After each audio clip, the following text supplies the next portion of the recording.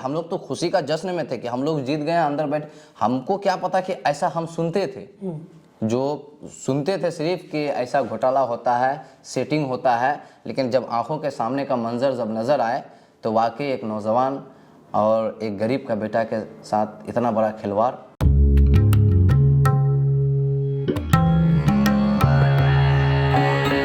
दोस्तों आज हम एक नया शो स्टार्ट कर रहे हैं जिसका नाम है चाय बिस्कुट, जहां हम अपने स्टूडियो में कुछ खास मेहमानों को बुलाएंगे जिनसे बात करेंगे। ये किसी भी फील्ड से हो सकते हैं जो इलाके की मुद्दों को प्रभावित कर रहे हैं, या तो वो राजनीति से हों, समाज सेवा से हों, या किसी और फील्ड से हों जो इलाके में कुछ एक्टिविटी कर रहे हैं और लोग उनकी बातों को सुन रहे हैं। ऐसे नौजवानों से हम बात करेंगे। जो पहला एपिसोड है उसका आज हमारे मेहमान हैं इम्तियाज़ नसर। पिछले दिनों जो किशनगंज नगर परिषद का चुनाव हुआ, इनके कैंडिडेट जिनको इन्होंने समर्थन किया और उनके लिए काफ़ी ज़ोर शोर से कैंपेनिंग किया, छोटेलाल ऋषि, वो बहुत ही कम वोटों के मार्जिन से 30-35-37 वोटों के मार्जिन से वो हार गए। लेकिन क्या कुछ हुआ इस दौरान? एक नौजवान, 23 साल का नौजवान, इतना शहर के अंदर कैसे इन्होंने, ये मुमकिन कैसे हो सका कि इतने करीबी मुकाबले में आए? इनका मानना ये भी है कि ये इलेक्शन को जीत भी गए थे और इन्हें हराया गया था। सारी बातें आज हम करेंगे, लेकिन शुरुआत करते हैं। पहले इम्तियाज़ साहब, आप अपना परिचय दे दीजिए उन लोगों के लिए जो आपको जानते नहीं हैं। तो आप उनको बता दीजिए कि आप क्या करते हैं और क्या कुछ आप किस वजह से अभी चर्चे में, ये चीज़ पहले बता दीजिए। देखिए, सबसे पहले हमारे जिला वासियों को और किशनगंज वासियों को एक बेटा के तरफ से, एक भाई के तरफ से प्यार भरा सलाम, अस्सलाम वालेकुम, आदाब और नया साल की हार्दिक शुभकामनाएं। बहुत खुशी हो रही है आज कि आज यहाँ पे मुझे आप लोग बुलाएं और बोलने का मौका मिला मैं मीडिया में, और नौजवान, ख़ास करके नौजवानों को दावतें दिए आप कि अपने हक़ और हुकूक़ की बात करें, ताकि लोगों तक मैसेज पहुंचाए कि किस तरीके से नौजवानों के साथ अत्याचार होता है हमारे सीमांचल में। ये चीज़ लोगों तक पहुंचना बहुत ज़रूरी है, क्योंकि पिछले दिन चुनाव हुआ नगर परिषद, नगर निकाय का, तो पता ही होगा 20 तारीख को गिनती था, काउंटिंग था। मेरे साथ क्या क्या मंजर हुआ सारे लोग जानते हैं, शायद आप लोग भी सुने होंगे ये बात कि छोटेलाल ऋषि, जिसको मैं समर्थन कर रहा था, जो मेरा कैंडिडेट था चेयरमैन का, और उसको 2270 वोटों से पहले जीत करार दिया गया। अच्छा। जब काउंट कंप्लीट हो गया उसके बाद सेंट्रल टेबल में जाकर के बाज़ाब्ता हमको एसडीएम साहब, अधिकारी हमको बुलाएं कि आप जीत चुके हैं, आप अंदर से बाहर आ जाइए, जहाँ पे लेटर दिया जा रहा है। लेटर देने के लिए हमको बुलाया गए, तो हम लोग सारे लोग वहीं आ गए, जो हम थे कैंडिडेट थे और जो एजेंट थे वहाँ का, सबको ही हम लोग आए। तो हम लोग को बोल दिया आप जीत चुके हैं, आप आधा घंटा बैठिए, आपको लेटर तैयार हो रहा है, और आपको और वाइस चेयरमैन को, दोनों को हम लोग को एक साथ बैठाएं, छोटेलाल ऋषि को भी, हमको भी, और वाइस चेयरमैन जो थी निकत कलीम साहब, और उसको भी हम लोग को साथ में बैठा करके जो भी फ़ोटो वोटो हुआ वहाँ जीत करार दिया, जो जश्न मना, जो भी खुशी हम लोग जाहिर किए। फिर उनके बाद जब टाइम बीतते गया, आधा घंटा हुआ, 1 घंटा हुआ, इसी दरमियान में फिर जब वाइस चेयरमैन को लेटर दे रहा है, हमको नहीं दे रहा है, तो वहाँ पे हमको थोड़ा सा आशंका आया, शक हुआ कि आखिर जब कहें अधिकारी कि आप दोनों को एक साथ देंगे, तो फिर उनको दे रहे हैं, हमको क्यों नहीं दे रहे हैं। उनके बाद सुन रहे हैं कि नहीं, थोड़ा रीचेकिंग हो रहा है। अब भाई रीचेकिंग क्या हो रहा है हमको तो नहीं पता, ना हमसे पूछे गए, ना कैंडिडेट से पूछे गए, ना किसी से पूछे गए, तो हम लोग को नहीं पता। हम सोचे कि क्या चीज़ का रीचेकिंग हो रहा है, 2270 वोट से जीता, क्या रीचेकिंग करने दीजिए। हमको उतना कोई माइंड में नहीं लिए कि हम लोग के साथ इतना बड़ी दुर्घटना हो सकता है। तो हम लोग वहाँ इंतज़ार किए, रीचेकिंग के बाद देख रहे हैं कि वो अगला जो अभी जीता हुआ है, वो लोग वहाँ पे थे भी नहीं। अच्छा। वो लोग 1 घंटा पहले ही चल चुके थे सारे कैंडिडेट, क्योंकि वो लोग तीसरा नंबर पे थे। अच्छा। तीसरे पोजीशन पे थे। 2 नंबर पे इंदू देवी थी, और फर्स्ट में छोटेलाल ऋषि, और थर्ड में वो थे, तो वो पहले ही चले गए थे। फिर इसी दरमियान अचानक क्या हुआ माजरा अंदर का, क्या सेटिंग हुआ, मिली भगत बड़े बड़े अधिकारी लोग का।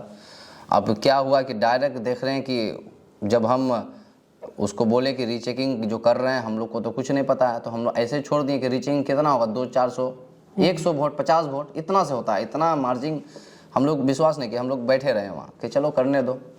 उसके बाद सुन रहे हैं कि देख रहे हैं कि बाहर से वो जो तीसरा नंबर वाले जो कैंडिडेट था वो पूरा माला वाला पहन करके पहले से ही वो अंदर घुस रहे हैं। तो हम लोग को भी शक हुआ कि बात क्या है, आखिर माजरा क्या है।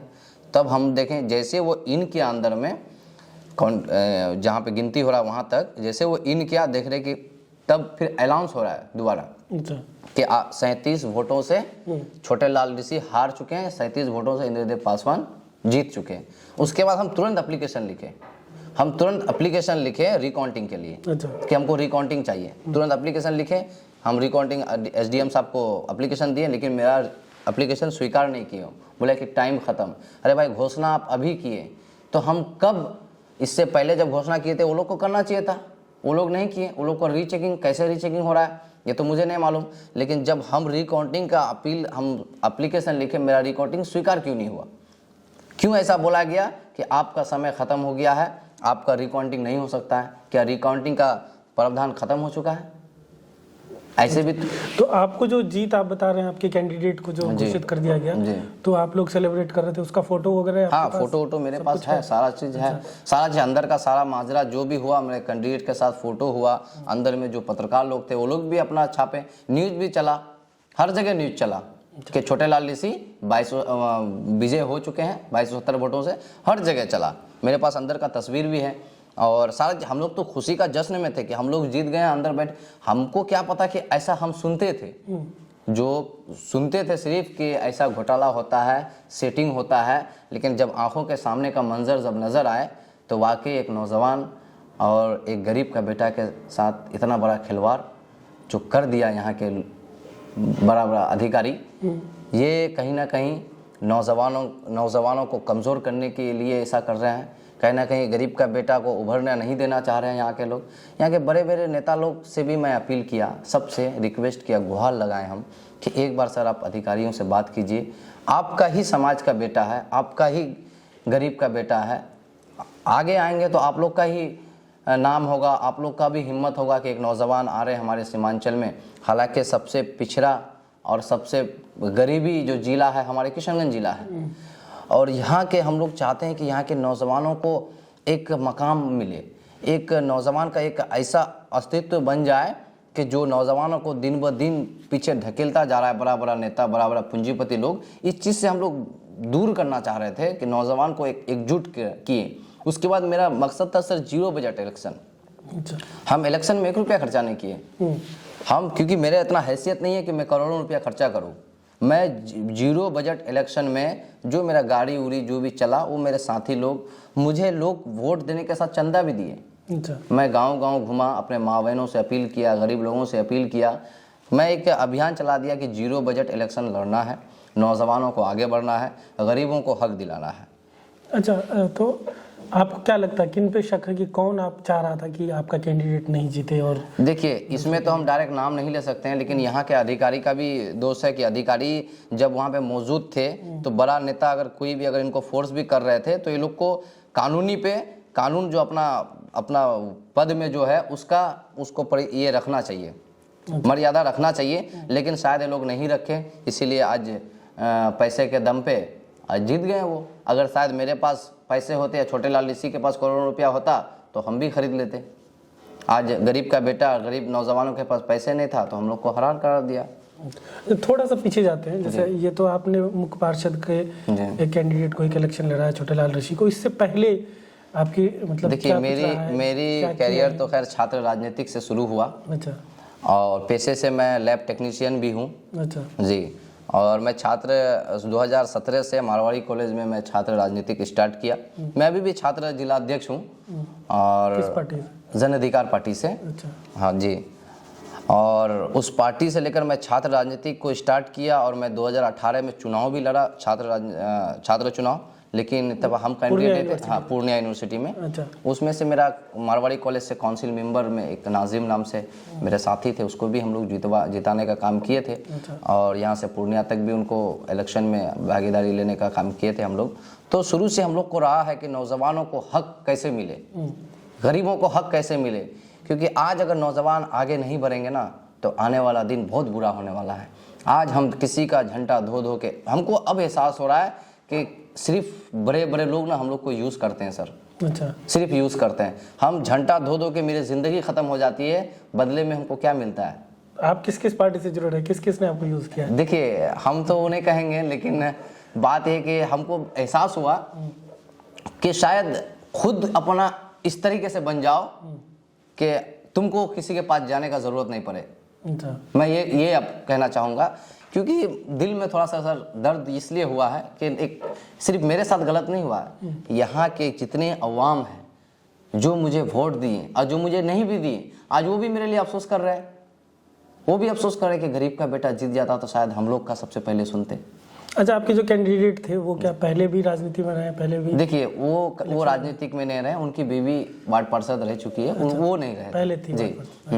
वो नहीं रहे तो कभी। आपके लिए कैसे मुमकिन हुआ कि जैसे आप कह रहे हैं कि बहुत कम पैसे में, बहुत कम खर्चे में जो भी किया लोगों के पैसे से, तो कैसे मुमकिन हुआ कि इतना करीबी मुकाबला? देखिए ये तो एक क्या मोहब्बत प्लानिंग थी और कैसे आपने? सर मैं तो बोला था, मेरा जीरो बजट इलेक्शन मेरा पहली बार मेरा मकसद था नगर निकाय में। क्या स्ट्रेटजी रही, कैसे शुरू करते थे कैंपेनिंग? देखिए शुरू में हम लोग तो अपने गांव से अपने साथी लोग को गाँव लेकर कौन सा? गांव मेरा मझिया वार्ड नंबर 34। अच्छा, लेकिन नगर में ही है, लेकिन स्थिति आप देखेंगे तो उससे बेहतर पंचायत आपको नजर आएगा। नगर का हाल ये है। अच्छा, हाँ, आपको 3-4 वार्ड ऐसे मिलेंगे जो गांव से भी बदतर स्थिति में है।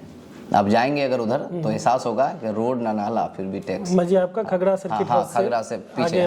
पीछे जाएंगे, हाँ, बहुत बुरा हाल है उस इलाके से। हाँ, उस इलाके से हम निकल करके एक 23 साल का नौजवान आने के बाद हम लोगों से, हम अपने गांव में, पहले अपने गांव में वार्ड में, मैं पहले शुरू से ही समाज सेविक में लगा हुआ हूँ। हर किसी, क्योंकि मेडिकल लाइन से जुड़ा हुआ हूँ, तो मैं हमेशा किसी का कोई इमरजेंसी काम हुआ, रात में 12 बजे फ़ोन किया, इम्तियाज ने सर हाजिर हो गया, बेटा हाजिर हो गया, उसको लेकर के ले जाने का काम, उसका मदद करने का काम जहाँ तक हमसे होता था। क्योंकि इस उम्र में हम अब क्या बताएं आपको कि जहाँ तक हमसे होता था हम करते थे। तो हम गाँव से स्टार्ट किए, अपना वार्ड नंबर 34 मझिया से, वहाँ के लोगों से कन्वेंस करते करते हम आगे बढ़े।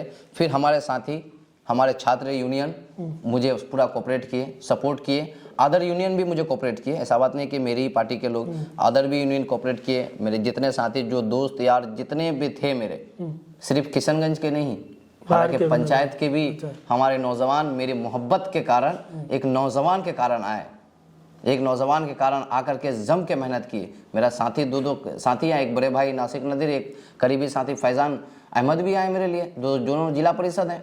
तो ये पैसे की मंगाई हुई भीड़ नहीं थी मेरी एक मोहब्बत, एक नौजवान की मोहब्बत की मंगाई हुई भीड़ थी।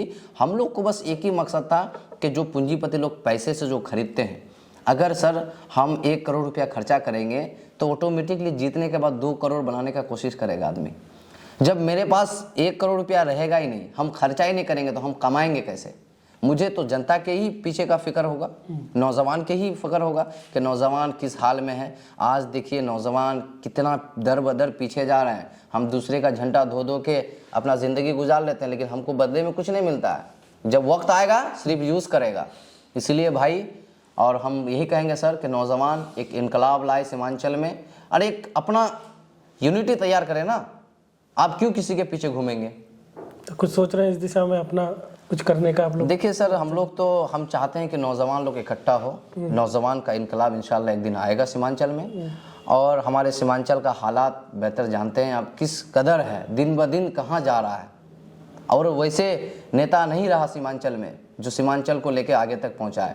तो अब इनका काम जो है एक ही आदमी कर सकता है, वो है नौजवान।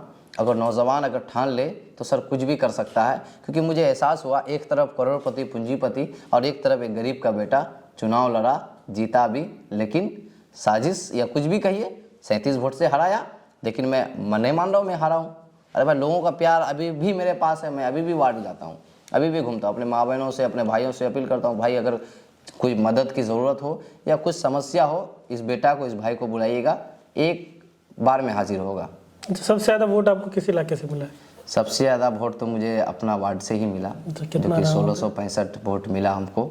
और टोटल कितना है उस वार्ड में? टोटल 2200 के करीब वोट हैं। 2200 में 1665? हाँ, 1665 हमको मिला। और उसमें थोड़ा सा गड़बड़ी भी हुआ ना, फर्स्ट बार चुनाव हुआ ना, तो थोड़ा छाप में गड़बड़ी, मतलब ईवीएम इतना लग गया कि कंफ्यूज हो गया इसमें डालने का, उसमें भी थोड़ा सा मिस्टेक किया। EVM था। हाँ, ईवीएम 2 था चेयरमैन का।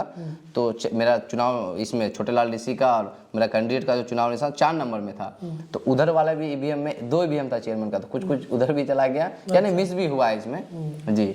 लेकिन हालांकि हमको सपोर्ट बहुत किए सारे नगर परिषद में, सब नौजवान सब यूथ सपोर्ट किए हमको, तब आज इस मकाम। अब आगे की रणनीति इंशाल्लाह चालू है, कर रहे हैं तो मेहनत। एक चीज़ जो लोग जानना चाहेंगे, जो अक्सर नौजवान जब राजनीति में जाते हैं, जी। जैसे आपने फैज़ान का भी नाम लिया, जी।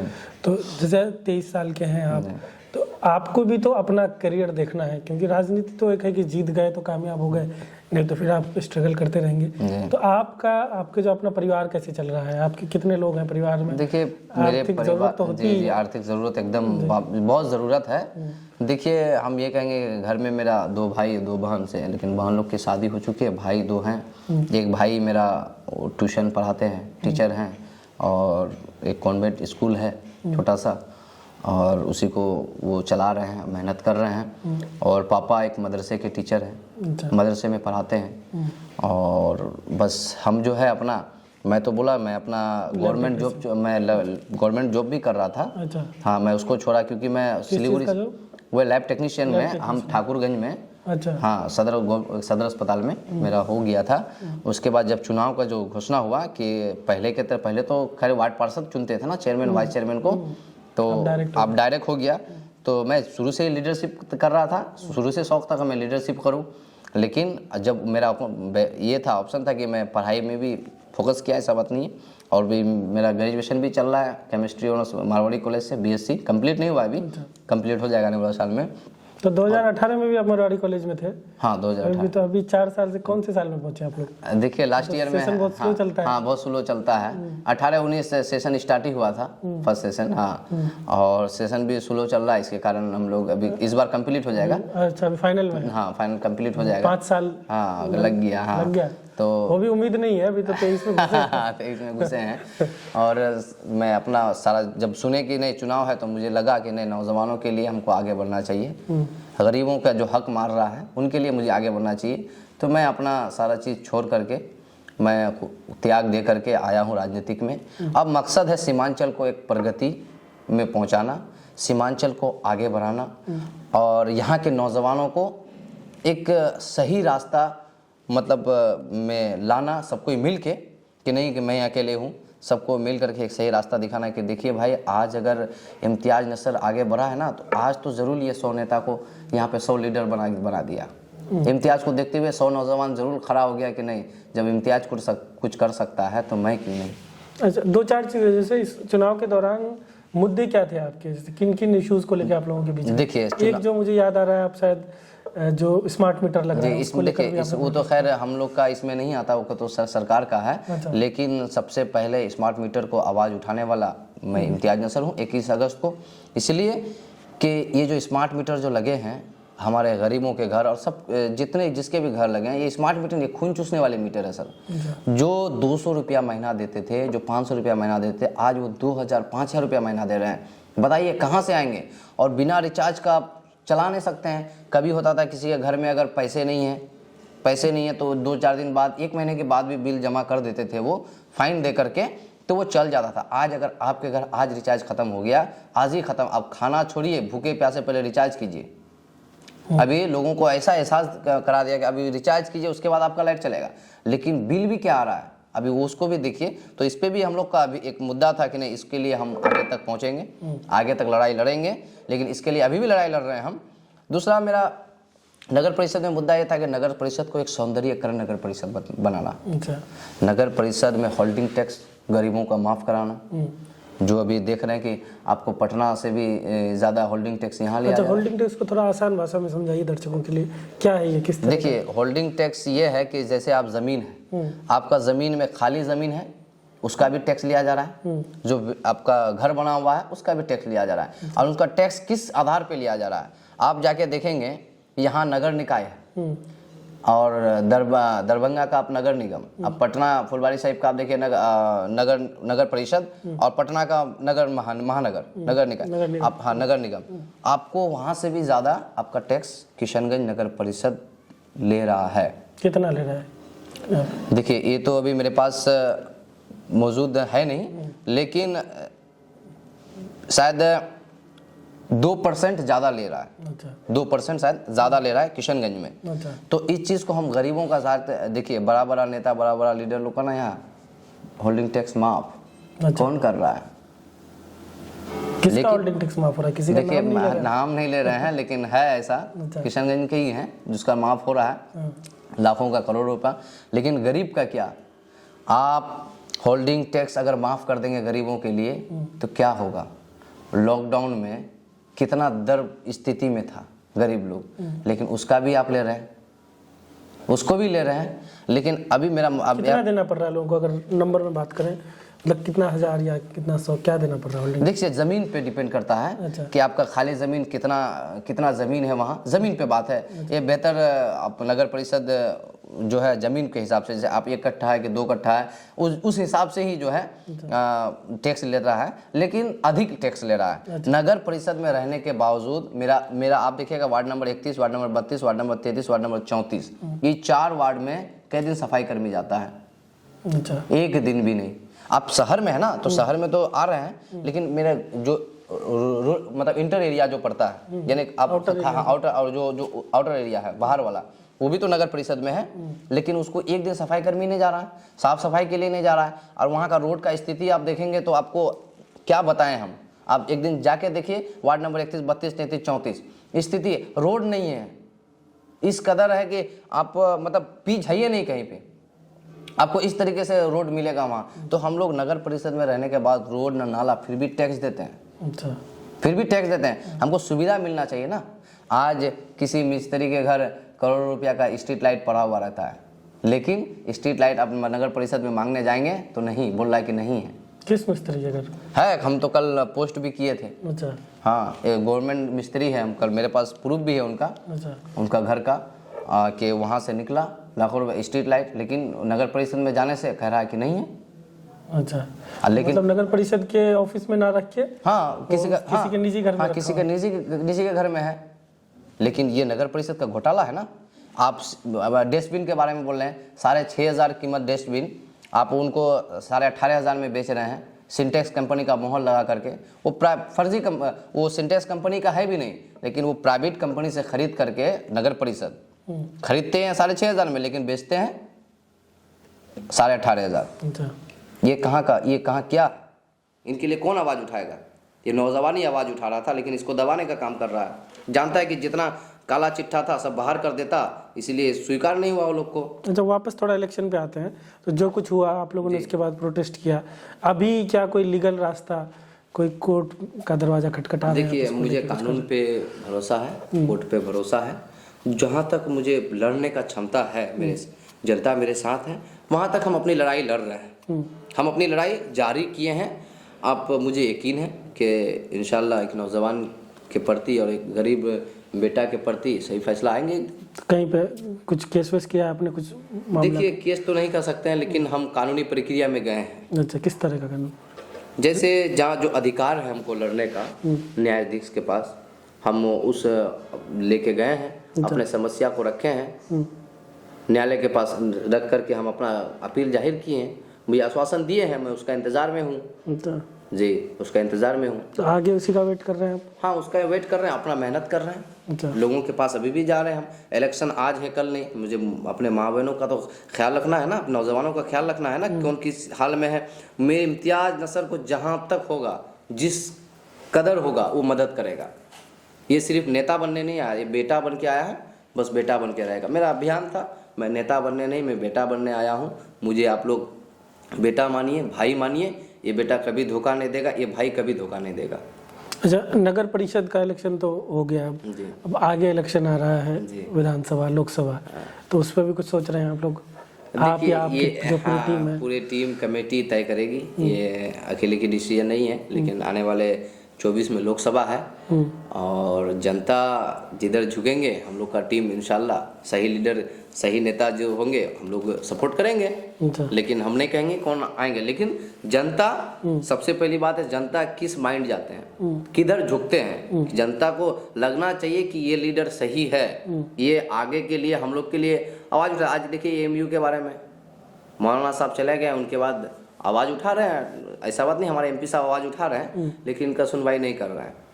तो हमको सिर्फ आवाज़ उठाने से नहीं होगा सर, कुछ ऐसा करके दिखाना होगा जो हमारे सीमांचल का एक रौनक और सीमांचल का एक तकदीर और तस्वीर बदलने का काम करे। मुझे उस तरीके का लीडर चाहिए सर। ठीक है, तो बहुत बहुत शुक्रिया। ये थे हमारे साथ इम्तियाज़ नसर साहब। किशनगंज नगर परिषद का जो चुनाव हुआ, उस चुनाव में इनका कैंडिडेट छोटेलाल ऋषि वो बहुत ही करीबी मुकाबले में उनकी हार हुई। तो क्या कुछ स्ट्रेटजी इन्होंने बनाया था, कैसे मुमकिन हो सका? इनका दावा है कि ज़ीरो बजट यानी कि बिना पैसा खर्च किए हुए पब्लिक के चंदे से ही इन्होंने चुनाव लड़ा था। इसी तरीके से चाय बिस्किट का अगला एपिसोड भी हम लाएंगे। आपको क्या लगता है कि अगला गेस्ट हमारे इस शो का कौन होना चाहिए? कमेंट में ज़रूर बताएं। ये शो आपको कैसा लग रहा है इसके बारे में भी कमेंट में ज़रूर बताएं। शुक्रिया।